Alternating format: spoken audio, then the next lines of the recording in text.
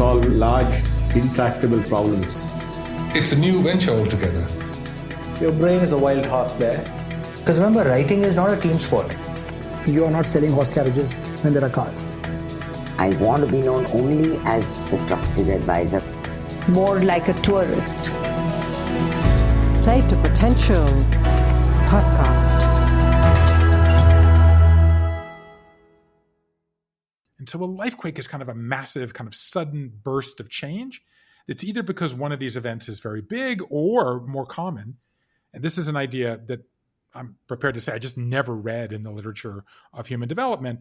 And that is that these disruptors tend to clump, right? Just when you're thinking about leaving your job, your wife gets cancer, right? Or just when you wreck the car, your daughter has an anxiety disorder and your mother-in-law needs surgery. So for whatever reason, they clump. I actually think the reason is sometimes coincidence, but more often it's like one disruptor kind of weakens our immune system. So when we're weakened, something that would otherwise be a small disruptor kind of tips over to become a lifequake, just because we're tired or we're exhausted or we're just sort of in the mood to change, or we're sort of, whatever, let's throw caution to the wind. And now's the time to really, okay, everything's already destabilized. My partner has got an illness and my child has a problem. And you know what? I might as well change jobs. It's just something about the confluence of them leads us to kind of push in some ways and embrace change. And here's the, I would say, signature piece of data from this entire experience.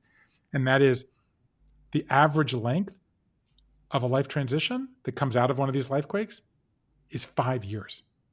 Wow. So if you think 3 to 5 in a lifetime, it takes us 4, 5, 6 years to get through it. That means 25 years. That's half of our adult lives we are spending in transition. It's like transitions are a lifetime sport that no one is teaching us how to play. Welcome to the 70th conversation at the Play to Potential podcast. I'm your host, Deepak Jayaraman. I work with leaders and organizations and help them play to their unique potential by getting to understand their unique context and by helping them with choices around where to go and how to grow. In this podcast series, we feature conversations with leaders from different walks of life on 3 broad themes: leadership, transitions, and careers. My guest this time is Bruce Feiler. Bruce is an American writer and a television personality. He's the author of 15 books, including Council of Dads, a book that describes how he responded to a diagnosis of a rare cancer by asking a group of men to be present in the lives of his young daughters. The book was the subject of a TED Talk and inspired NBC drama series Council of Dads.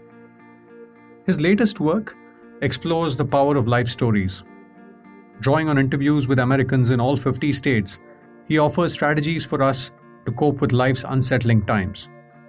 The book is called Life is in the Transitions, and it was published in May 2020. Informed by the sifting and coding of life story interviews across America, Feiler examines what gives our lives meaning. Adam Grant called the book one of the 20 leadership books of 2020. Without further ado, let's get into the conversation with Bruce Feiler. Bruce, thank you so much for making time for the Play to Potential podcast. Excited to have you. My pleasure. Thank you very much for inviting me. And Bruce, I'd love to dive into the book that you wrote recently about transitions. But before we go there, I'd love to learn about you. I learned about the question that you ask a lot of people that you meet, the shape of your story. Give us a sense of your journey and how you got to doing what you do now. And why do you do what you do? I love this question. What shape is your life? And I love it in part because my answer is very conventional. I think of myself as a conventional person who's lived an unconventional life. And if you'd asked me the shape of my life at the beginning of this journey of mine, say 5 years ago, I would have said a line, an up and down line with some good news and bad news, but I would have given the answer of a line, which I now think of as a quite boring and uninteresting answer. But to answer your question directly, I am a person of place. And so I always begin my story in a place. And so in this case, it's the place I was born, which is Savannah, Georgia, in the American Southeast. For those of you who don't know the story of Savannah, it was the kind of backbone of the 13th and final colony of the colonies back in the 18th century. And it's pretty deep in the American South.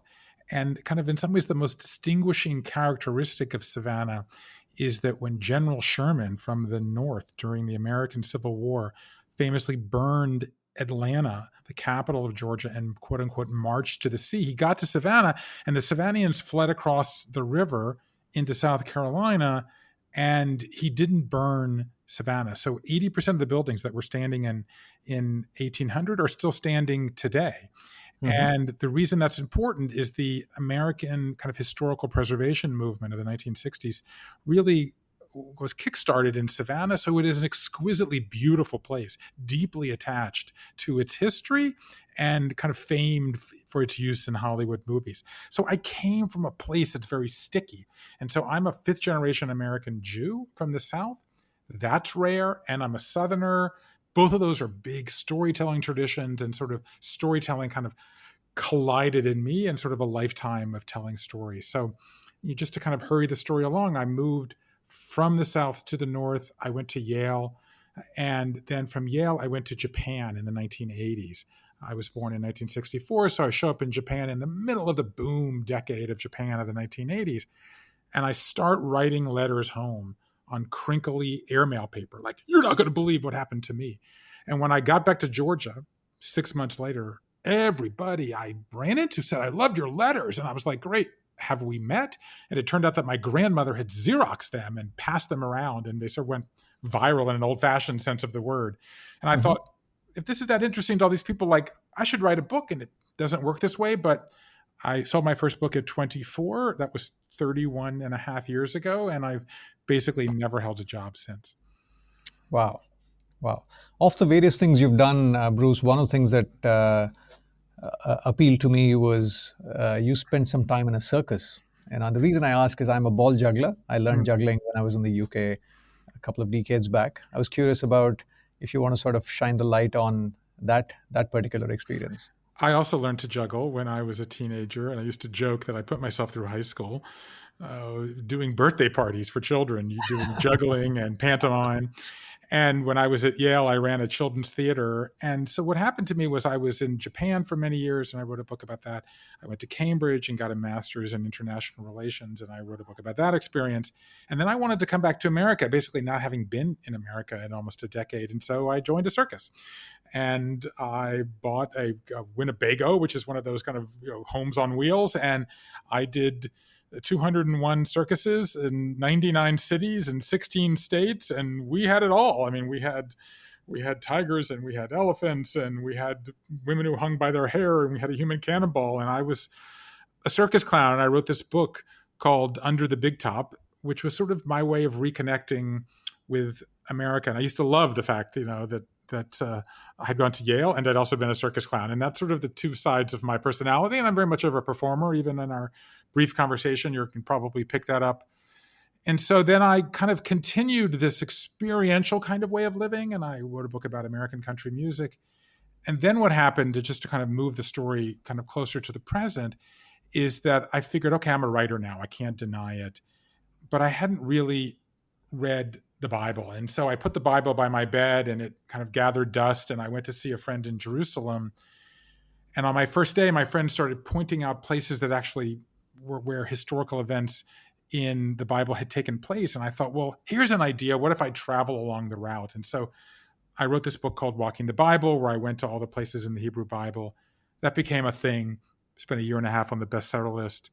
6 months later was 9/11, and I got thrust into the interfaith dialogue and conversation in the world. And so I went back and forth more or less for a decade to the Middle East, writing books about religion and interfaith relations. I made a television series on American television called Sacred Journeys with Bruce Feiler, where I went on 6 pilgrimages around the world, including Kumbh Mela in India. In fact, when you and I are taping this conversation, I believe the Kumbh Mela is going on right now.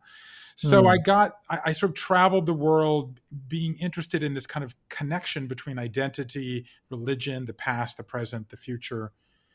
And this, was very much of a linear life, I would say, in the way I look at the world now. I had figured out what I wanted to do early.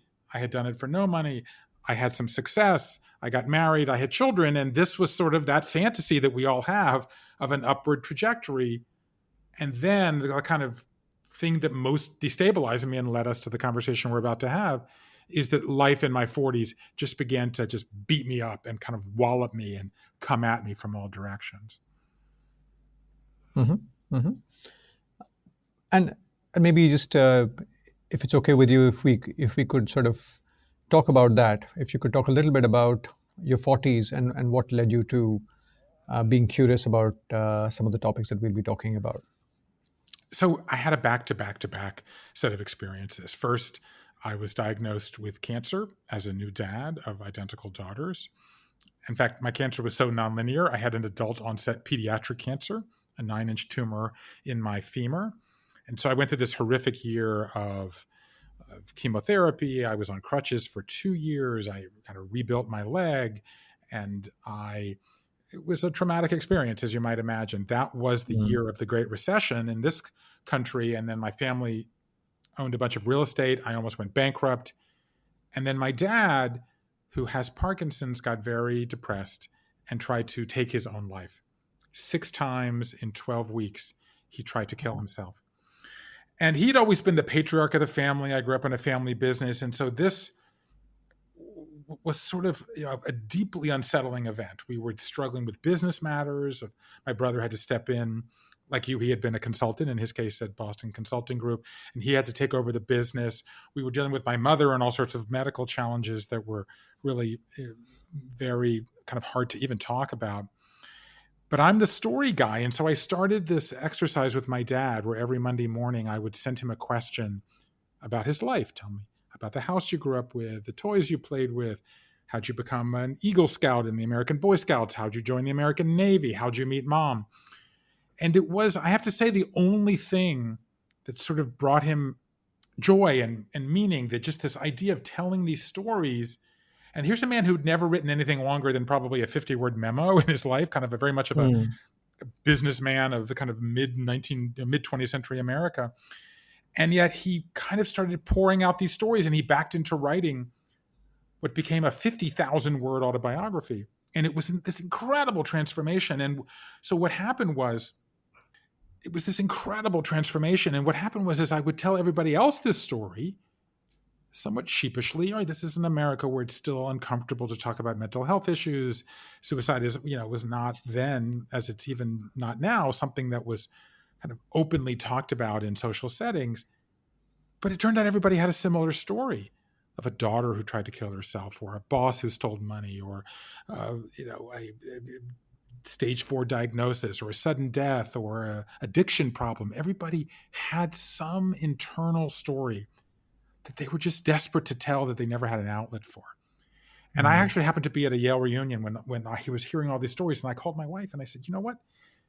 No one knows how to tell their story anymore. Like, something's going on. Like, everybody says they're living life out of order. Like, they've gotten to a point in their lives where suddenly they can't even understand their lives. And I've got to figure out how to help. And what I did was I created this thing, as you know, called the Life Story Project, where I spent what became years crisscrossing the United States, collecting hundreds and hundreds of life stories of Americans of all ages, all walks of life, people in work crises and personal crises, people who lost limbs, lost homes, changed careers, changed religions, got sober, got out of bad marriages, this incredible array of otherwise unspoken life upheavals. And then what happened was I had 1,000 hours of interviews. You do them for a living, that's a lot, and 6,000 pages of transcripts. And I got a team of 12 people following this model that Jim Collins, and my friend who wrote the management book, Good to Great. And we spent a year analyzing them, kind of arguing about them, debating, trying to find some patterns in there that could help all of us in times of change. Wow. And I'd love to talk about the Transitions Project, Bruce, in a minute. But before that, of the various books you've written, I wanted to sort of pick up on one of the things that you talk about in your earlier books, in the book Secrets of Happy Families. You sort of compare families and what they do. And you say that families could learn from the agile development process. And I was truly intrigued by you connecting the dots between, what we can do at a family level with agile that one talks about in the Silicon Valley context. Could you talk a little bit about that piece of insight? Sure. What happened was I'm the father of identical daughters, and we were raising our daughters. They were born in 2005, and when you have twins, kind of life's coming at you from all different areas, and we sort of got through that initial phase where we were playing what I call defense, and we were ready to start playing offense. Right?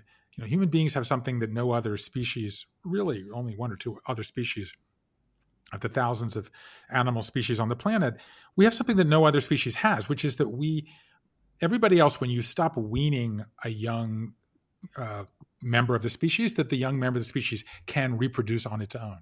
Humans don't have that. We have this decade, if you will, between when I think of as potty training and the prom, right? The first step to the first kiss. And that's a decade during which we learn to be social, to interact, to connect with others. That's where we essentially learn the values of what it means to be part of a family and to be kind of a good citizen and a good kind of member of society. And so I was interested in how you do that. And essentially we're at this point we were 100 years after Freud. And every parent that I knew was sort of confused because circumstances have evolved, right? The way we were raised by our parents was sort of different. And so yet there was all this wisdom out there, whether it's negotiation studies, which was invented at Harvard, as you know, in the 1970s, of how you solve problems, or teamwork, of how you work on a sports team, or how I went to talk to Warren Buffett's financial advisor on how to manage money with children. And sort of one idea that kept coming up over and over again was this idea of I'll pronounce it the way that we do here in the United States of agile. Agile grew up in the 80s. It was a kind of a backlash to an idea that everything was top down, right? That managers would issue orders to executives, or executives would issue to managers, and managers to team members, and then it would go to those building it. And this began in software development, and it came back that 93% of the projects were late and irrelevant, and life had moved on so quickly during the interim where they were trying to solve these problems.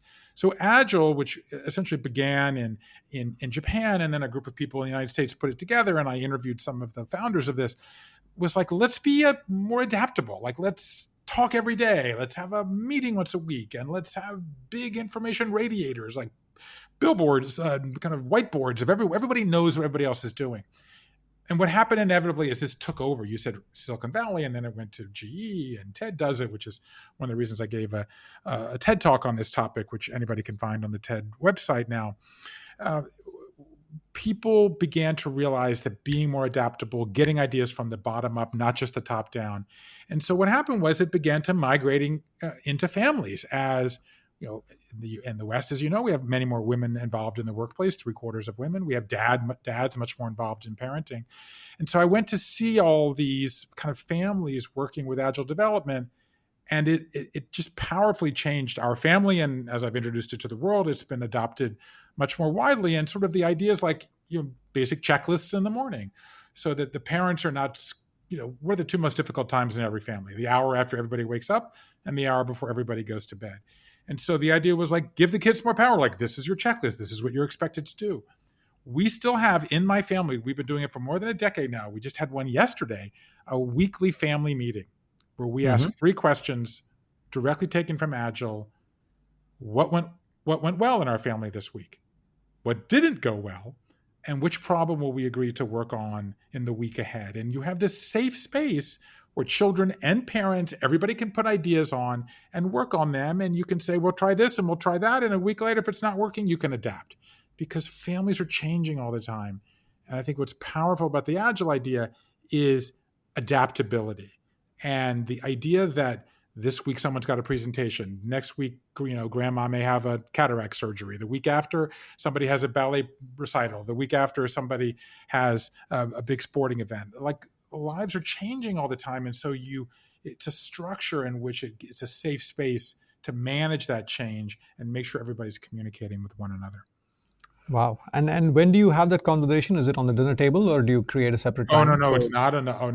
Now you're getting like the person about me that's spent many years thinking of religion and sacred space. So no, it's not at the dinner table. In fact, nothing can be at the table. And when someone brings it, Dad's the one that says no.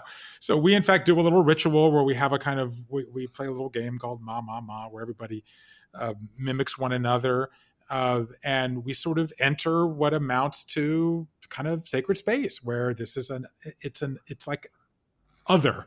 It actually happens to be at the table where we will eat dinner an hour and a half later, but it's for this moment transformed into a place where everybody gets to be heard, conflicts get resolved. Remember that thing that everybody was yelling and screaming about on Tuesday? This is where we're going to bring it up and settle it and try not to do it again.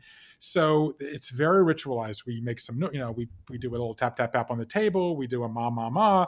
It's very ritualistic. If someone doesn't want to ask the words in the way I want the words asked, we do it again.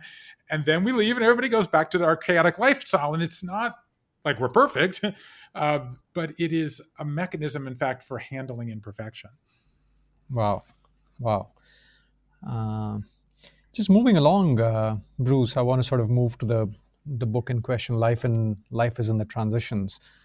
I wanted to sort of go back to the question I asked you up front. What is the shape of your story? And you speak about asking that question to each individual you interviewed as part of this journey. What makes this question special? So let me tell you how I stumbled into the fact that this question might be interesting. I started thinking a little bit about shape and how people's lives kind of take different shape. And so kind of on a whim, when I first started thinking about this, I started saying to everybody I would meet, what shape is your life? And some people said a line, and some people said a basketball, and some people said a circle. And I thought, okay, this is interesting, but it's not. It's kind of like a party game at 3 a.m, and the answers are not really relevant in some kind of core way. And then one day I was talking to my friend Michael, and Michael grew up in New Jersey, and now he runs a beauty salon, and he's also an artist. And I said to him, what shape is your life? And he says, a heart. I was like, no, you don't understand, Michael. I'm asking, like, if you think of like the ups and downs of your professional and personal life, like, what shape is your life? And he said, a heart. And I'm like, no, you don't really understand. He's like, Bruce, you don't understand. My professional life has had a lot of ups and downs. My personal life has had a lot of ups and downs. But the shape of my life is a heart, because the most important thing to me is relationships. And if my relationships are solid, I don't care so much about the ups and downs of my life. And that's when I realized, whoa, there's like an aspect of being alive that I'm not really thinking about. And people define their lives in different ways. So that was the sort of the human element. And then what happened one day, I pulled a book off my shelf, and it was one of those things, in the movies where you take a book off the shelf and the shelf moves and it turns out there's like a hidden room in the library, or, Dan Brown, who wrote the Da Vinci Code, turns out to have one of these rooms in his castle in France. Well, I feel like I pulled a book off the shelf and I ended up in a different room that I never knew was there. And what was in that room was the fundamental idea that our lives take a different shape, and that every culture has a kind of paradigmatic shape. So in the ancient world, if you think about this, in the ancient world, they didn't have linear time. So they didn't think of their lives as a line or ups and downs or a stock market or the kinds of things that we say now. They thought of their lives as a cycle, because that was the agricultural calendar. And so in ancient religions, nobody tried to have their own path. You tried to kind of recreate sort of the path of the gods. Now, in the West, it was actually the Bible, and then ultimately Judaism and Christianity and Islam, that introduces the idea of a linear line, right? So that you think of the story with Adam and Eve and the patriarchs, Abraham, Isaac, and Jacob. These are the ideas that God is suddenly acting in history. So in Europe, in the Middle East, they believed that life was a staircase up to middle age and then a staircase down.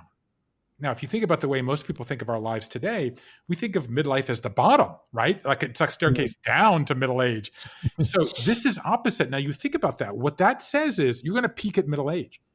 That means no reinvention at 40, no new relationships at 50, no retiring from one job and then going to do a different kind of job.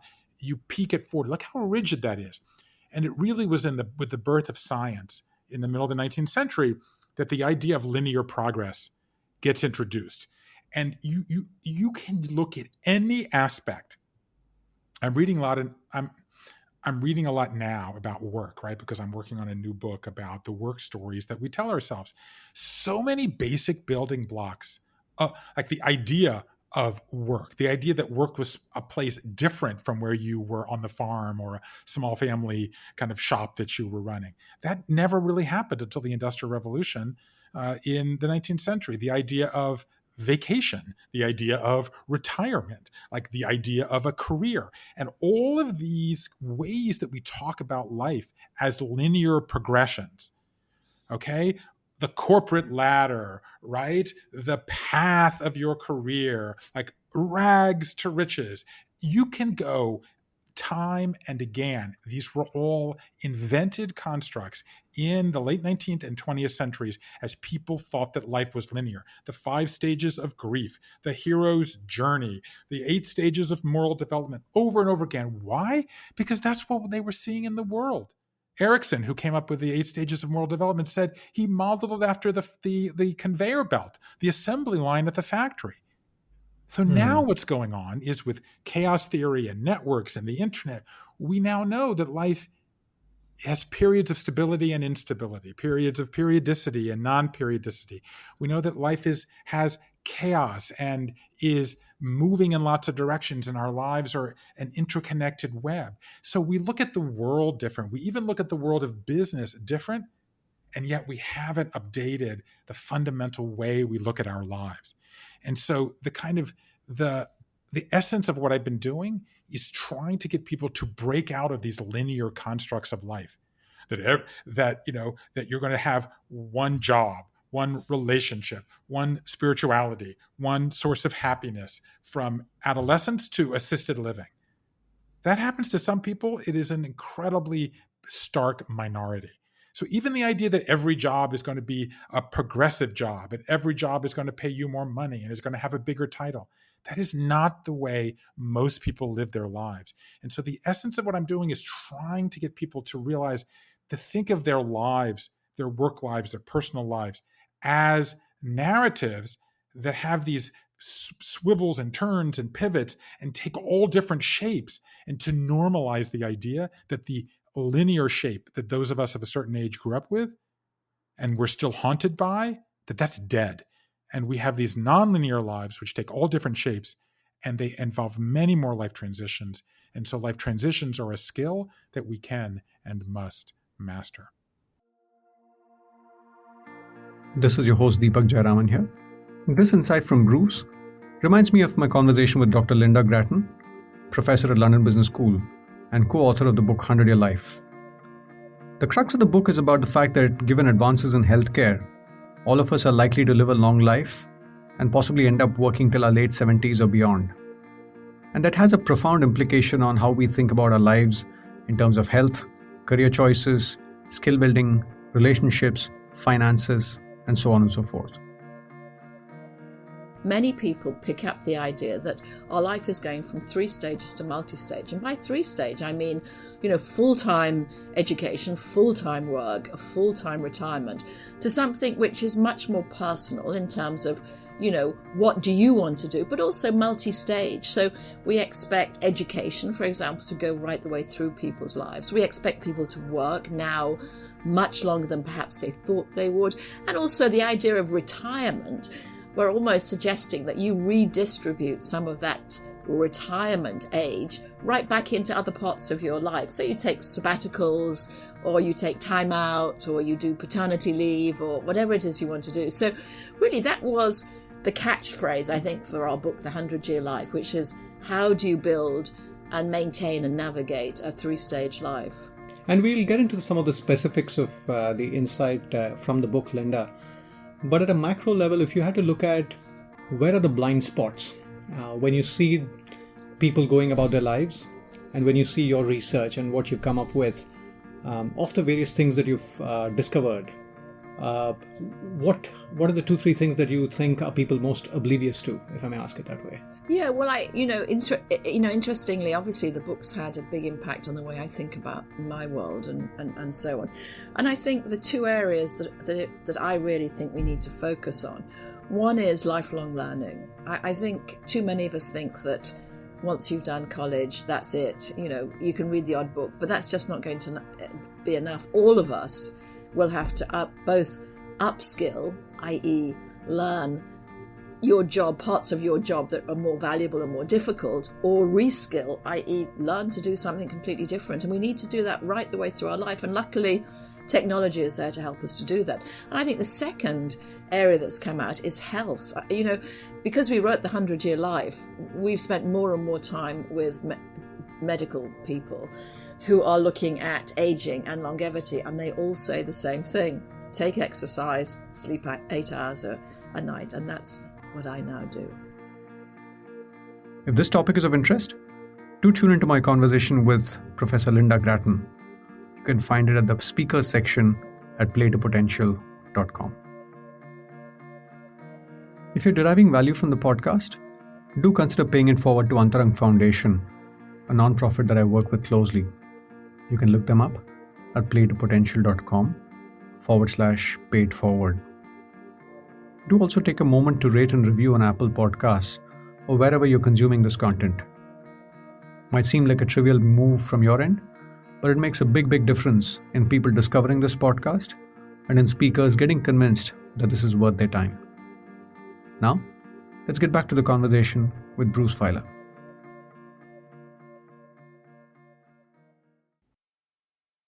And in the book, you make the distinction between what you call disruptors and life quakes. Could you tell us a little bit about what these are and how they might affect our lives differently? And maybe just to pick one of the parallels you draw, you talk about 52 different disruptors that you had sort of discovered in your research, and you equate that to a deck of cards. So just say more about these two and how you see the deck of cards play out in our lives. So let's go back in the story a little bit, and let me just remind you that I didn't go in looking for disruptors or life quakes or life transitions or any of this stuff. I went in with the basic idea of, let me ask people to tell me the story of their lives, and let me listen very closely, and let me try to hear what they're saying and find patterns and takeaways that can help all of us. And the big idea that emerged here is that the linear life is dead. It's been replaced by what I am now calling, and in fact coining, the nonlinear life. And that involves many more of these kinds of life disruptions. And so I made a master list of all the disruptive events that people describe to me. And I cross-referenced that with sort of very careful analysis of public data on relationship challenges and health challenges and business challenges and every kind of possible problem that is disruptive. And I ended up with a list of 52 items. And yes, I called these disruptors. And these, the parallel to a deck of cards was unavoidable. And they're kind of, so I sort of nicknamed them the deck of disruptors. But there are 5 suits, not 4. And so they kind of are divided. I'm actually going to open the book, which I have here in front of me. And I'm going to talk about so you can actually hear me rustling the pages, right? This is real live podcasting. Maybe you can actually hear me putting my glasses on. So the 5 categories are love, so relationships, that's the biggest number of disruptors. And that could be an illness of a child, the death of a partner, the divorce of your parents, getting married. And by the way, this will come up a little bit later, but some of these disruptors are positive events, right? Like getting married is a positive event, but it's still disruptive in every way. So the second most popular in terms of the number was identity. So that could be a change in your living situation. That could be a change in sexual practices, being homeless, or a change in gender identity. Then beliefs. So that's changing your political views or your religious views, or maybe you become more observant or less observant, or maybe you go on a kind of sabbatical or a pilgrimage of some kind. Then work actually was kind of small on the list. So that's a change in work responsibility, changing jobs, changing careers, sexual harassment. Maybe you got public recognition. Maybe you retired. And then the last would be body. So that would be a chronic illness, a mental illness. So the thing about these disruptors is that they come much faster than people really are acknowledging. So that my data show that we go through one disruptor every 12 to 18 months. That's 3 dozen in the course of our adult lives. But here's the thing, most of them, we navigate pretty well. We're actually pretty good at this pace of change. And so we get through it.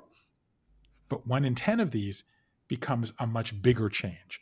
And that leads to what I call a life quake. And so a life quake is kind of a massive, kind of sudden burst of change. It's either because one of these events is very big or more common. And this is an idea that I'm prepared to say I just never read in the literature of human development.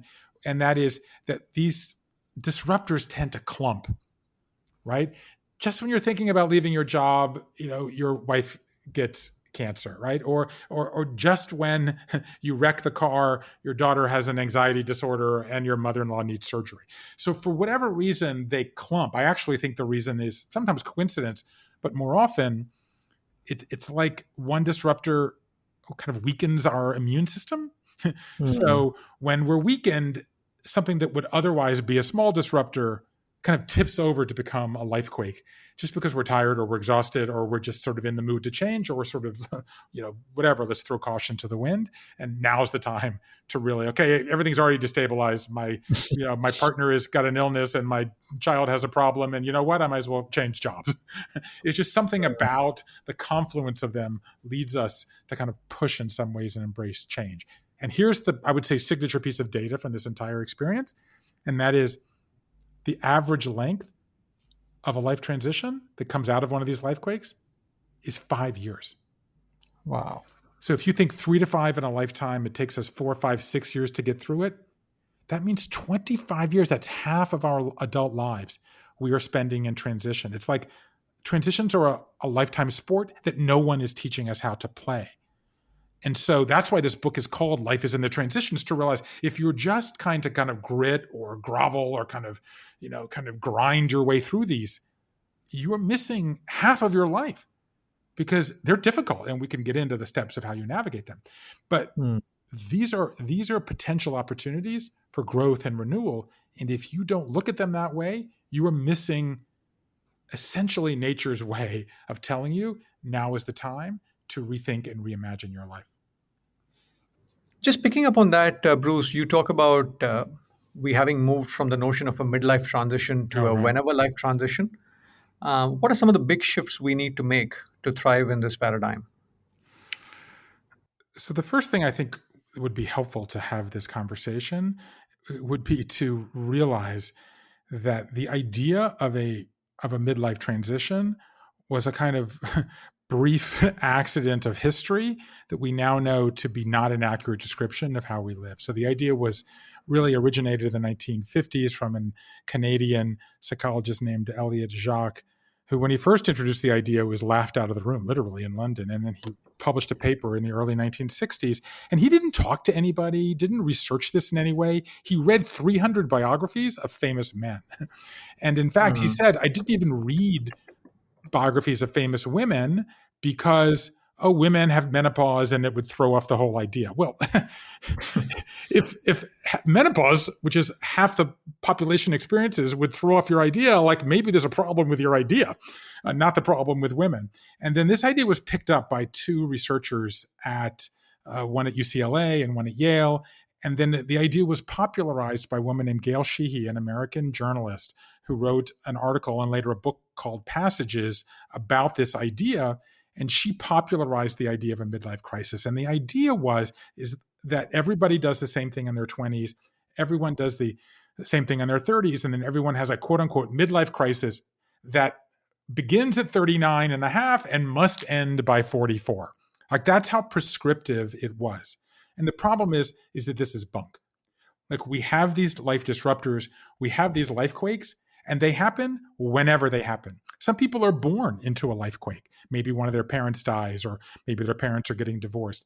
Other people have a life quake when they are teenagers, that a parent dies, or they get an illness, or there's a natural disaster. Other people have them in their 20s or 30s, 60s, 70s. They happen across the life. I mean, just take the idea of the pandemic. Okay, the entire planet has been going through a life quake and a life transition since the pandemic first kind of became something that we all had to deal with. So if you're between 39 and 44, you're having a midlife crisis. But if you're between 24 and 29, you're also having a life crisis. And if you are between 67 and 72, you're also having a life quake. So the point is, these happen across our life, often when we don't want them or when we least expect them. So that's the first thing to realize.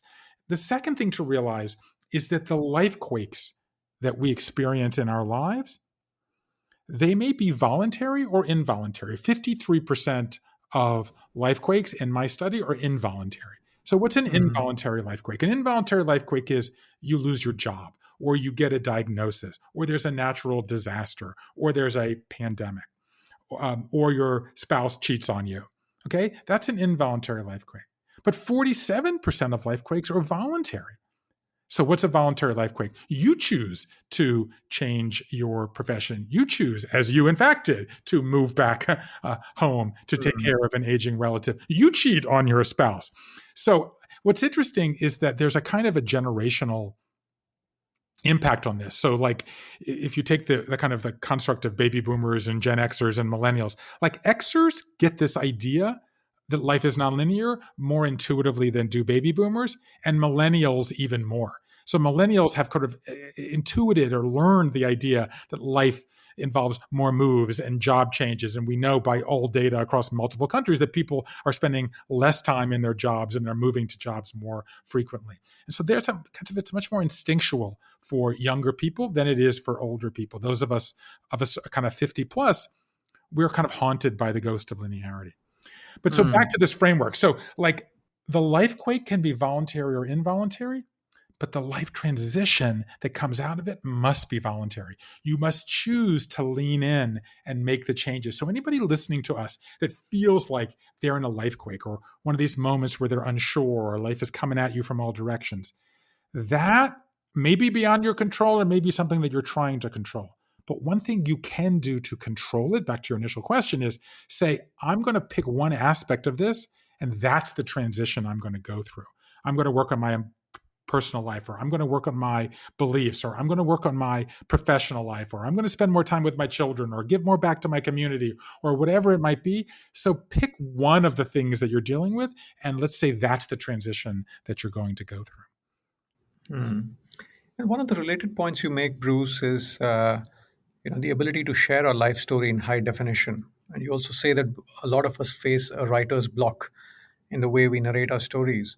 Any guidance to people who are trying to make sense of their journey? And one of the related points, if I may bring that up as well, you talk about focusing on scars rather than wounds in terms of making sense of what we're going through. So can you talk a little bit about how we can sort of process what we go through? So I think that the foundational way to think about this is that everybody listening to us could just stop for a second and listen, kind of summon up that story that goes on in the back of your mind, kind of on low level. The story of where you came from and who you are and what's important to you and what you've done in your life and where you are right now and where you want to be going. Like if you got a call right now that a loved one was in the hospital and you went rushing to the hospital to take care of that person, you would imagine the time that you spent with that person and what do they mean to you and what you would say to them. That story that is kind of running in low volume in our minds all the time, that is the story of who we are. Okay? And that we now know is not just part of who we are, it is who we are in a fundamental way. Right? Life is the story that you tell yourself. And what we're talking about fundamentally with life quakes or life transitions or crises or upheavals or whatever names have been given to this over the centuries, it is fundamentally a breach in that story. And so one way to think about this is that a kind of a life quake is a disruptive event, and that the life story is the healing event. Like that's the way that you make sense and make peace with the disruptive event. It is, in effect, an autobiographical occasion. And so the point about, stories are told from scars, not wounds, is when it's, when that life upheaval is at its rawest, in effect, when it's still an open wound, you can't fully tell the story yet because you haven't gotten through it. That somehow the act of getting through it and piecing it together and determining what it means and sort of deciding a new direction of where you're going, that's the process that turns the wound into a scar that finally allows you to tell the story. It's why in the 7 tools that I have in the book, Life is in the Transitions, the last one is to unveil the new story, because it's at the end of the process that you can finally piece together the various experiences and actually, in effect, add a new chapter to the story of your life that accommodates the loss of the loved one, the loss of income, the loss of job, the loss of legs, the lack of beliefs that you used to have, the new political position that you've taken, the new relationships that you have formed. That's the way to think about this, is that a lifequake is an autobiographical occasion when we have to kind of retell, and then reshare the story of who we are. And you also talk about the fact that resilience may not be the right language in dealing with some of these things. And you use the phrase shape-shifting and say that shape-shifting is a better paradigm than resilience in terms of dealing with some of these life quakes and transitions. Can you say more here on this notion of shape-shifting? Well, let me first of all just say that there has not been a more fetishized word in business and in life in the last decade than resilience. And the problem with resilience is that resilience is one of those words and ideas that grew up back in the linear age, back when our lives were shaped by the factory and by industrial manufacturing. The resilience actually is a term of physics that began with the spring. And so the idea was that you would pull the spring, and how resilient, quote unquote, the spring was how far the spring would spring back into its original position. So that implies that you go back after going through a life transition. And some people go back, but frankly, many more people go sideways or forward or to a different direction altogether.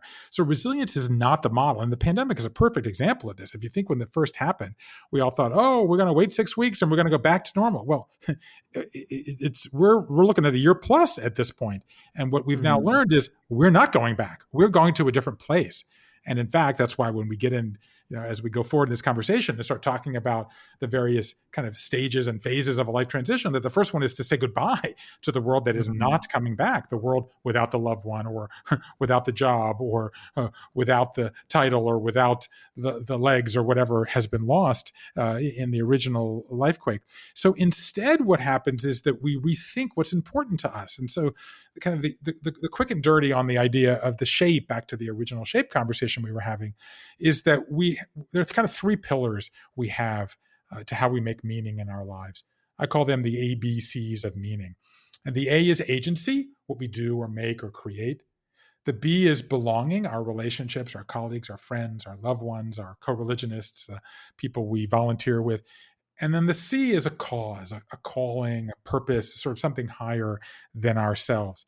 So we all have a way that we kind of balance these. I'm an ABC. I'm a writer, so I'm very agentic. I'm very involved with family and a very active dad. And cause is kind of less important to me. My wife, Linda Rotenberg, who started and runs an organization called Endeavor that supports high-impact entrepreneurs in 50 countries around the world. She's very cause-oriented. She gives back to entrepreneurs all over the planet.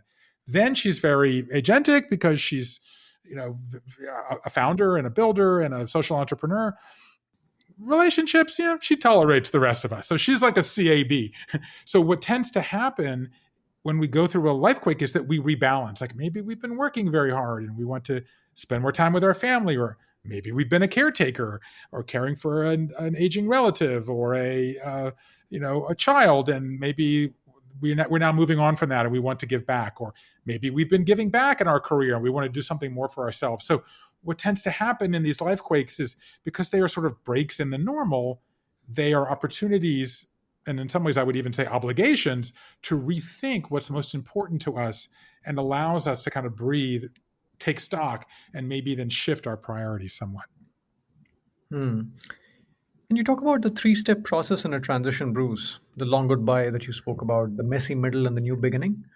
And what I found interesting was you go on to say that each one of us has a superpower to be effective in one of these three.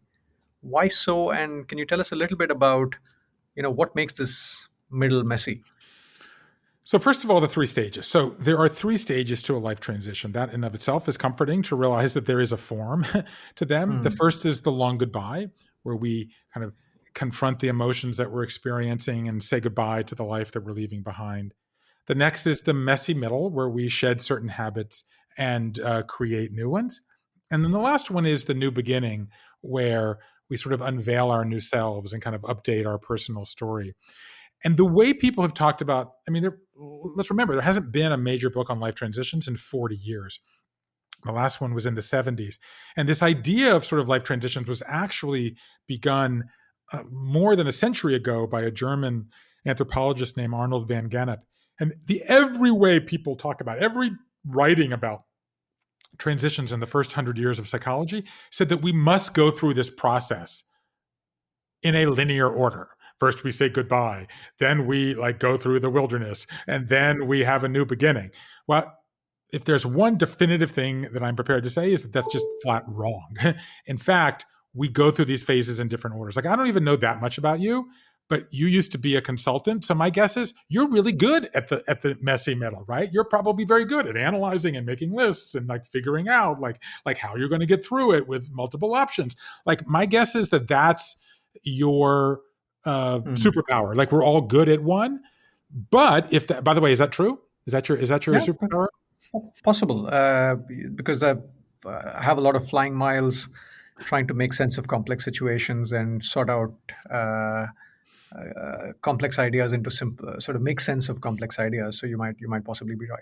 Right. So, and if that's the case, then the odds would be that maybe the phase that you wouldn't be good at, and I won't put you on the spot here, would be the long goodbye, right? Because that's confronting the messy emotions, right? That's accepting that you that you're afraid, right? Or you're sad, right? Or you're ashamed by what's going on. Maybe you're ashamed that you've lost your job or what you did when you drank too much, or maybe you're fearful, how am I going to live without this job or this status that I've become used to? Or maybe you're just sad, you realize, okay, I've really grown as far as I can in this current job or this current business, and I've got to move on to a new situation. And so everybody is good at one of these phases and bad. And I'm that's okay. So let's start where you're good. Maybe you're good at making lists, or maybe you're good at the emotion, or maybe you're good at reaching out to somebody else and asking for help. Let's start there. Let's get confident, because remember, this process is going to take a while.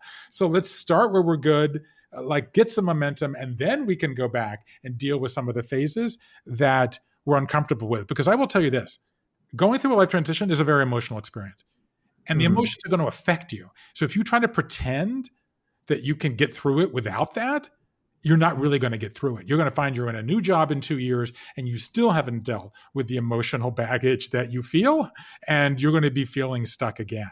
So dealing and confronting and surfacing these emotions is incredibly powerful, especially if that's not something that you naturally tend to do. And you use an interesting word here, Bruce, facticity. You say that a lot of us need to accept the harsh reality that's often staring at our face. Can you give us some examples on how you saw people face up to what was staring at them? Oh, yeah, you're such a consultant. You love facticity. I love facticity too. I love this term, which is this, I can't deny this situation. The facticity of the situation is I had a 9-inch tumor in my left femur. I remember actually I went into the hospital for the biopsy, and my mother had come up from Georgia to be there with me. And she came into the emergency room and she did her thumbs up. And I was like, I don't have cancer? And she was like, oh, no, you have cancer, just that the biopsy went well, right? So you have to accept the facticity of the situation. I have 2 3-year-olds. I have a wife who works. I have a 9-inch cancer. What am I going to do? Okay, that's a facticity. The facticity of the situation is that I'm in a business that has been decimated by the pandemic. The facticity of the situation is there are 5 of us who vied for a certain job at this corporation, and I'm going to be one of the 4 that didn't get this job. That's a difficult situation, and I may be forced into a difficult process that I'm uncomfortable with. But you're not going to go through that process unless you accept that process. So the acceptance, literally accept it, is the first of these tools. Accept that you're in this position, accept that it's emotional, and accept that you're going to be going through this transition, whether you opted for it or whether it opted for you. And in the book, you also talk about, I love the part where you refer to a scene from Indiana Jones in The Last Crusade, where Harrison Ford needs to take a leap of faith across a canyon. And you liken it to the period of transition. Say more here. How do you see the link between that scene and your research after talking to thousands of people? There is something about the fact that the great stories of every faith involves going into the wilderness in some aspect. It's in the Hebrew Bible. It's in the Hindi tradition where you go into the forest. It's in the Buddhist tradition. It's in the Muslim tradition. Okay, it's in the story of all of the great mythologies have somebody going on a journey of some kind. And that journey in a fundamental way is leaving what's secure and safe and going into this period of lack of confidence and wilderness and transformation and fear. So if the first phase is the long goodbye, where you accept it and you use rituals in some way, the next step involves taking a step and going through that process. And that brings you to the Indiana Jones scene, where, let's remember, here he's in one place and there's a cliff and there appears to be no bridge. He actually has to take a step, and then the bridge appears after he takes the step. That's what it's like to go into this messy middle. And it involves two processes fundamentally. The first is to shed some habit, some way of life. Maybe it's shedding you like having a job, and it's shedding that comfort of stability. Maybe it's shedding a habit that maybe you've been a people pleaser and you've stayed around something for too long and it's taken you too long to say goodbye. And you realize you have to stop trying to please your boss. Maybe you have to stop trying to live up to the expectation of your parents, dare I say it. Okay, maybe your parents have fed you these expectations that you must have a certain status and you must bring in a certain kind of money and you must do something that you don't want to do. And you realize, I'd rather do something that I want to do. Or maybe you have to say, I want to stop making money and I want to start giving back to society. You want to shapeshift. So you have to shed some expectation. This is the first half of what the messy middle involves. And then the second half is absolutely astonishing acts of creativity. Once you shed things from your life, you suddenly have room to try new things. Okay, maybe it's a new habit. Maybe it's a new skill. Maybe you start to paint. Maybe you start to dance. Maybe you start to sing. Like, people literally do actual things. Like, think when the pandemic happened, everyone was posting pictures about learning to bake, right? I may have been the only person who was not surprised by this, because even the act of baking something small is an act of reimagining. If you can imagine that you can bake something and that you can eat that, and that little act of imagining that creation allows you to imagine that you can make and bake and create your new life. And that's what happened. It begins with small steps, just like Indiana Jones, sometimes on a bridge that you don't even know is there. This is your host, Deepak Jayaraman here. Something similar came up in my conversation with Herminia Ibarra, professor at London Business School, somebody who studied transitions for several years. When you're making a transition, people think you go from A to B, but you don't. You go from A to this transition thing, which we call liminality in our technical jargon, to B. Mm-hmm. So in between, you're neither here nor there, and it's horrible because you lose your identity anchors. And so in that space, it behooves you to be a little bit more playful, because you're neither here nor there. So that means you don't have to be consistent, and you can try and you can talk to people about jobs you'd never consider, or you can do things that are pretty much out of character, but you know you're trying to learn something. And that can be very freeing, because we don't often give ourselves permission to deviate. There are no corporate guidelines. No. And so the two principles are, as you said, divergent exploration and delayed commitment. A lot of us grew up with strong identity anchors. I'm a partner in this firm. I'm a CEO here. I'm a successful entrepreneur, etc., etc. As we think about what next, we often try to hold on to our past identity anchors and look around. But the reality is that the possibilities start emerging only when we shed the past. I tell people the aperture of the opening of possibilities is inversely proportional to the speed at which we are running and the firmness with which we hold on to our past identity anchors. If this topic is of interest, I would strongly recommend Herminia Ibarra's book, Working Identity. In our podcast conversation, we discuss some of the elements of the book. You could just go to playtopotential.com and find Herminia Ibarra in the speakers section. Now, let's get back to Bruce Feiler.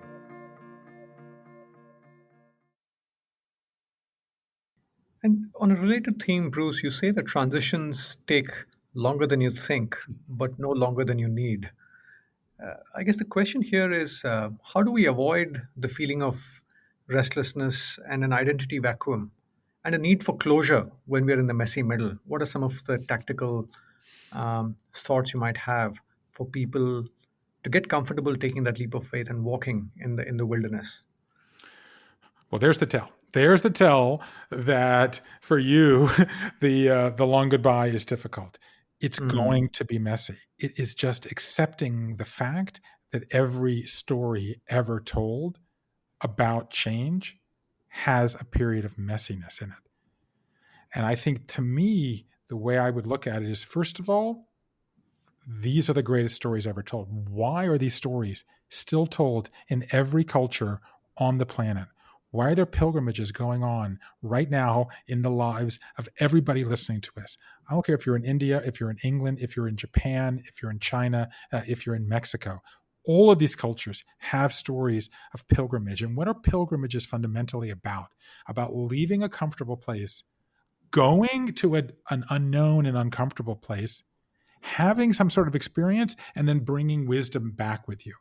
These are the stories that cultures have been telling for 10,000 years. Kind of like what makes you think that your story is going to be simpler. It was a myth that our stories are linear and never have conflict. Okay? So the first thing is to realize that all stories do, including your story, and that half of your life is going to be spent on a pilgrimage, a journey, a trip into the wilderness of this nature. Do you want to turn off your mind and heart and soul and skill set from learning from half of your life? Are you so darn good that you can just say, I'm going to learn from the half that's stability? Look at any of these stories, and the breakthroughs occur in the wilderness. So realize that your story is fitting into a pattern that all stories have. And therefore, it is what's uncomfortable that is where the growth occurs. Think about, like a lot of people in the pandemic, I've been exercising more, and I was taking a class recently, and they were talking about what is the act of actually lifting a dumbbell. It's actually tearing the muscle so that the muscle can grow back. Like, we are wired to grow by tearing and rebuilding stronger. That is how our bodies are made. And that's how our careers are made too. A related question, Bruce. Money. I was curious about what your research showed in terms of how people related to money in the way they experience some of these transitions. Is there any, I know I'm asking a broad question here, but are you did you see any big patterns in the role that money played in the way people experienced transitions? Let me begin by saying about this question that any conversation about money is a conversation about values. Okay? Money in and of itself has no intrinsic value. Money only has the value that we give it. Okay? So when we're talking about money, we're talking about all the things around money. It has to do with status and fear and shame and how we think of our own identity. It has to do with providing for our family and our sense of confidence and pride in how we provide for our families. But also, we need to provide for our families and make sure they are comfortable and stable if, in fact, money is going to be vulnerable. It has to do with how we relate to our loved ones, our friends, our family, our spouses, our children, our parents. But ultimately, money is really a source of meaning. And so the couple things I would say quickly is it's obviously easier if you know you're going to go through a transition, if you can put some money aside to give you the freedom of doing what you want. Obviously, everybody does not have that luxury. And so then they're in a situation of perhaps having to rely on a spouse or rely on a parent or a child, which has a lot of emotion and maybe shame attached to that. But the other thing I would say is I would just want to emphasize, especially anybody who kind of is the primary breadwinner in a family, that enormous numbers of people actually make professional transitions in which they personally choose to make less money because they want to do something that gives them more meaning. So there are countless stories where people say, I want to stop earning money in a job I don't like and switch to a job that allows me to give back. And if you were that kind of person, or I want to take a half step back in my career and make less money for a time because ultimately that new job is something I prefer to be doing, and over time I can begin to make more money. Because the truth is there are many, many more paths to financial success today. We have side hustles, we have consulting, we have opportunities to do things on the internet and help people in faraway places. So the truth is, in this current kind of nonlinear world, first of all, taking these kinds of steps is less shameful and painful than it might have been in the past. Second, the idea that you might want to get off the corporate ladder, to have a child, to spend time with an aging relative, to have a sabbatical, and then it's much easier to get back on that corporate track than it ever would have seemed imaginable a generation ago. And there's also multiple ways in a kind of freelance gig economy, side hustle world to make money that along the way, so that the job that gives you more meaning can ultimately catch up in what it pays. I love what you said. And in a way, I'm coming up to the 5-year mark since I moved out of the corporate world to do what I do now. And what's interesting, you said, is if we take a long-term view, the money might be lower in the short run, but if you enjoy what you do and build capability over time, then even the financial piece, more often than not, could be taken care of if we are thoughtful about it. Would that be a fair way of understanding what you said? Oh, absolutely. And I mean, I'm at the beginning of this work story project, as I call it now, and so the data isn't really in, but I'm having 2 or 3 conversations like this a day now, and I would say, just back of the napkin, I would say half of the people who go through a work transition take less money in the short run. That is not a hyper rare thing anymore. That is an increasingly common thing. This is Deepak Jayaraman here again. I want to speak about the work of Ashley Whillans, a professor at Harvard Business School, who's written the book Time Smart. She says that we're all taught to give importance to time value of money, but we often don't think about money value of time. She actually goes on to talk about 2 types of people, Taylors and Morgans. Morgans are the ones that care about money and are a bit outside in when they think about transitions. And Taylors are the ones that value time and are more inside out about their choices. Of course, this is a gross simplification of the real world. But she goes on to say that her research shows that Taylors end up making more money than Morgans, which is fascinating when you think about it. Do look her up at the speakers section at playtopotential.com if this is of interest. The person's name is Ashley Whillans, just to repeat. Let's get back to Bruce Feiler now. Talking about corporate leaders, Bruce, you in the book you talk about having rituals when we're going through a transition. Did you see any particular patterns in the kinds of rituals that leaders in the corporate world had, whether it's around the retirement or whether it's in their 40s? Well, the first thing I'll say about speaking to leaders here, I talk to a lot of corporations, and I would say a couple of things. The first thing I want to say is that the traditional membrane that divides work life from family life, kind of professional issues from personal issues, is much more porous than it's ever been. And I personally believe, and I just wrote a piece in Harvard Business Review about this, that the pandemic is going to essentially obliterate that distinction. You have 3/4 of women in the West now working outside the home. You have 3/4, if not even more, dads much more involved in parenting. So those traditional barriers have gone away. The pandemic, where suddenly work from home is a regular occurrence, and as we all know, most corporations are saying that work from home or more flexible work situations are going to be increasingly common. And like a lot of these trends, it's going to begin in Silicon Valley, where they're sort of saying work from home forever already, but it's going to percolate out into the rest of the business world from perhaps more cutting edge industries in many situations. And so I think that the idea of men working from home is going to make a lot of these family issues that used to be much more gender restricted be much more on top for corporations. But the larger point that I'm saying here is that because life quakes are so common, because we spend half of our lives in transitions, the idea that a manager can say to an employee anymore, oh, you take care of that personal issue and leave it out of work, that's just gone. That's literally cannot come back anymore, because the truth is somebody who is unhappy in their life transition, unhappy in their personal life, is not going to be effective in the workplace. And we need a way to bring it into the workplace. But if we bring it into the middle of every single meeting, it's going to be a disaster. This is where rituals come in. This is where things like the family meeting idea of we're going to put it in a safe space.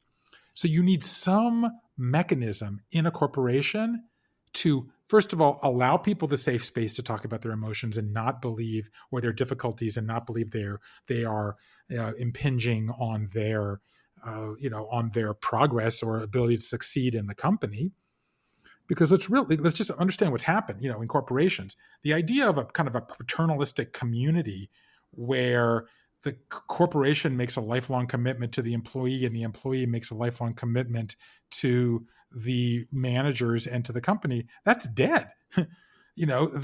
Both sides are less dependent on each other, and therefore one way to keep people involved is to find a way for them to be themselves more at work. And I think rituals, whether it's set aside meetings or once a month opportunities or social things that can happen, or even rituals of saying goodbye to the past and sort of expunging these difficult times, corporations are already doing this, and that's only going to grow as we move into a kind of post-pandemic world in which the personal lives and personal transitions of employees are absolutely now on the docket of the responsibility of their leaders.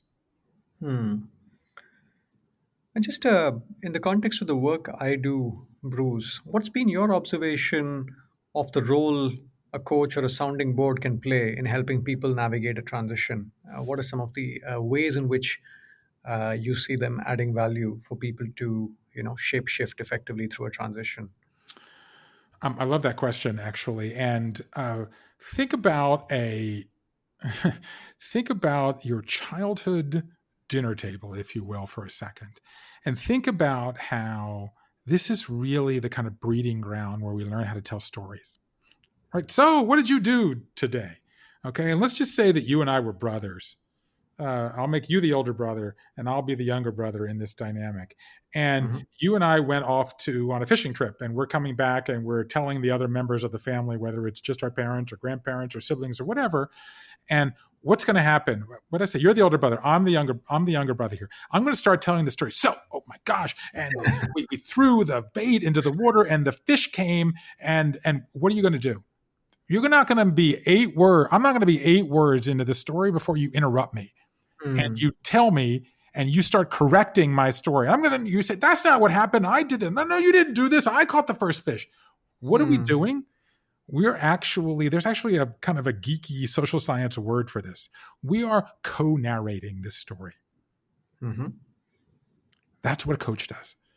A coach, a friend, a mentor, a neighbor, a loved one helps you tell the story. And sometimes you're improving the story, and sometimes you're asking a question that maybe the storyteller doesn't think of. Sometimes you're reflecting a pattern back to the teller.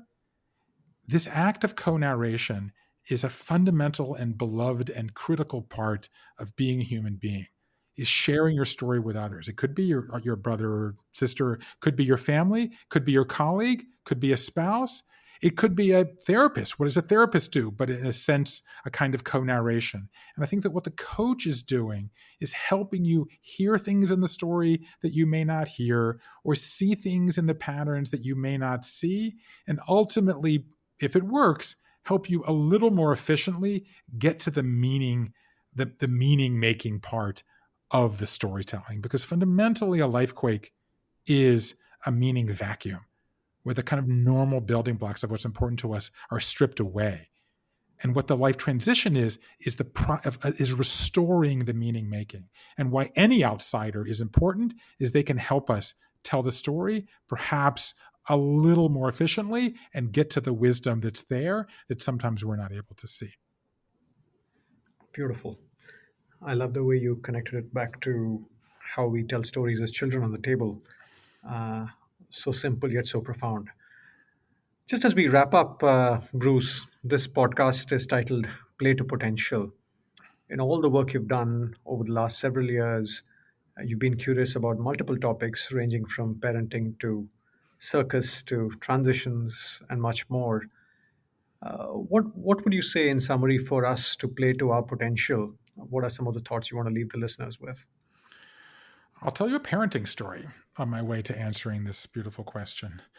So I'm the dad of identical daughters, as I've said here a few times. They're teenagers now. And I used to read to them when they were young, and then they started to read to themselves. And I stopped reading to them at night, which I deeply regret. But then when they got a little older, I started reading to them again. And there is a story that's beloved by American girls called A Wrinkle in Time. Mm-hmm. And I had never read this. I had never read the canon of girl literature, like Tree Grows in Brooklyn, which is maybe the closest thing I've ever read to a perfect book.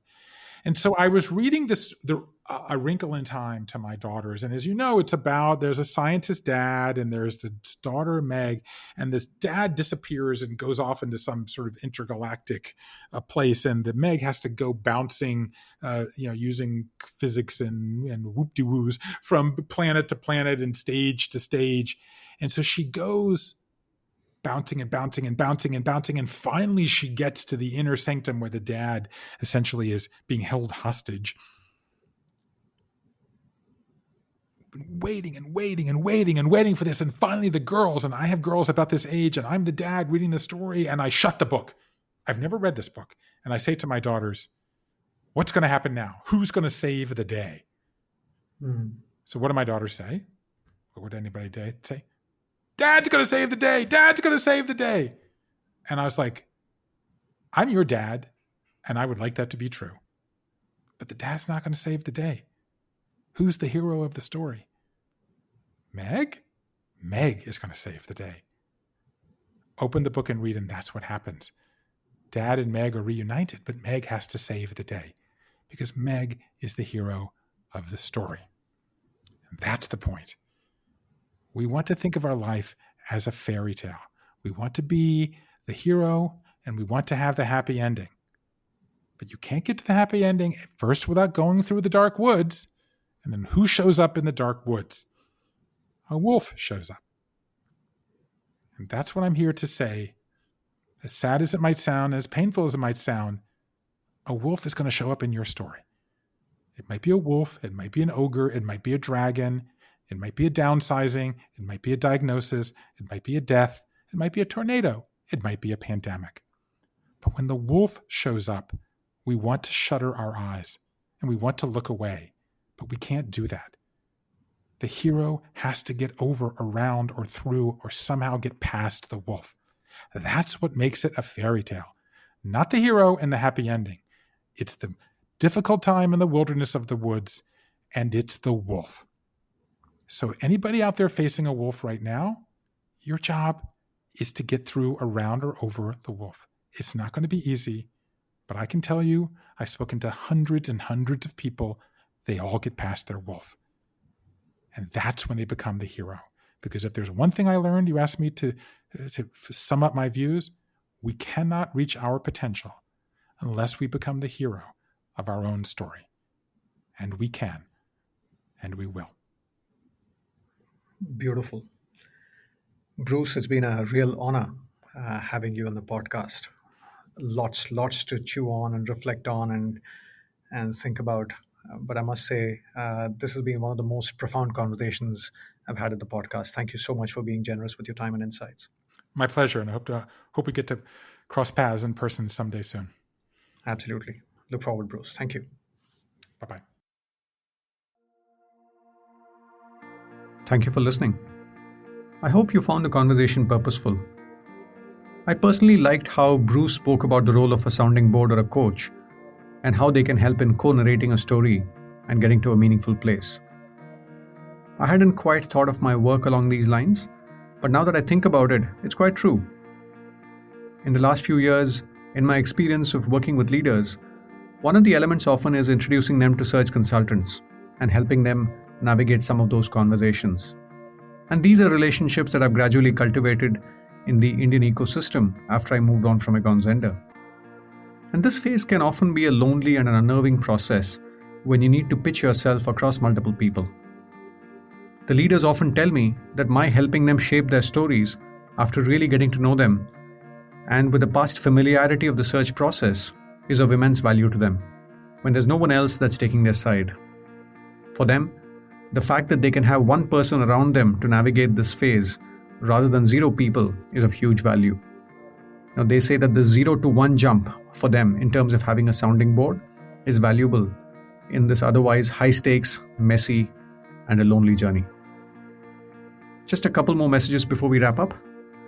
If this conversation was of interest, do tune into my conversation with Dr. Herminia Ibarra, where we speak about transitions and this notion of liminality, where we are in between 2 phases of identity.